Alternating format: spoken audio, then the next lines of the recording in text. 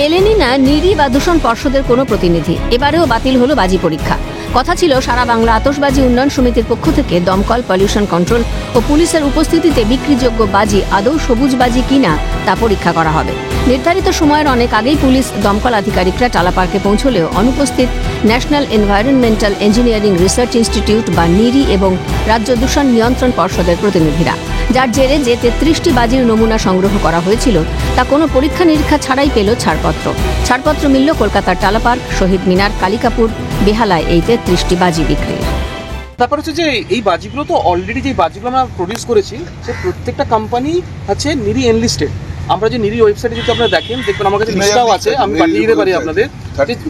All over India 1000 latest যে রিপোর্টটা আছে 1400 কোম্পানি এনলিস্টেড, 1403 এনলিস্টেড। তার মধ্যে ওয়েস্ট বেঙ্গল সখানে গেছে, বাকিটাই ম্যাক্সিমাম তামিলনাড়ু কিংবা মহারাষ্ট্র কিছু অল্প রাজ্যটা হচ্ছে আমাদের যদি বলে বৈধ বাজির ম্যানুফ্যাকচারার লিস্ট। তো এবার তো যেহেতু কিউআর কোড নেই, স্ক্যানার নেই, সেই জন্য ওই লিস্টটাই আমার ধরে নিতে হবে, এটাই আমাদের বেদ বাক্য। এখন বাজারে মানে বাজারে এই বাজিগুলো চলে যেতে আর কোনো বাধা হলো না। একটা মোটামুটি গাইডলাইন যেটা কোর্ট থাকে থাকে তার গাইডলাইন মেনে নেরির কিন্তু আপনারা এখানে যেটা আমরা বলছি নেরি এলো না, শিবকাশিতে প্রত্যেকটা কোম্পানিতে প্রতিদিন নেরির তত্ত্বাবধান থাকে। অর্ধেক সময় অর্ধেক কোম্পানিকে সিল করে দিয়ে যায় একটু 19 থেকে 20 হবে।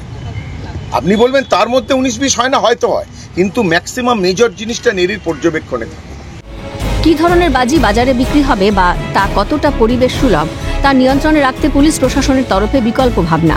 প্রত্যেক বাজি বাজারকে কি ধরনের বাজি বিক্রি করা হচ্ছে তার তালিকা জমা দেওয়ার আবেদন জানিয়েছে প্রশাসন।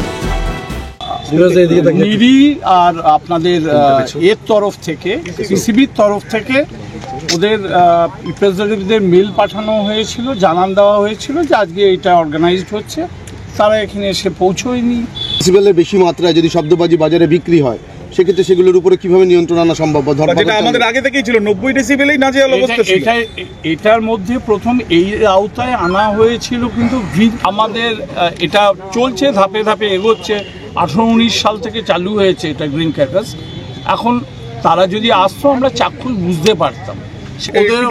নিরি একটা অলরেডি লিস্ট ডিক্লেয়ার করেছে, সে অ্যাকর্ডিংলি প্রত্যেকটা বাজি বাজারকে বলা হয়েছে আপনারা যেটা সেল আউট করবেন তার লিস্ট, আপনি কি ধরনের আইটেম, অনেক লিস্ট, মানে প্রায় 3000 আশেপাশে আইটেমস আছে।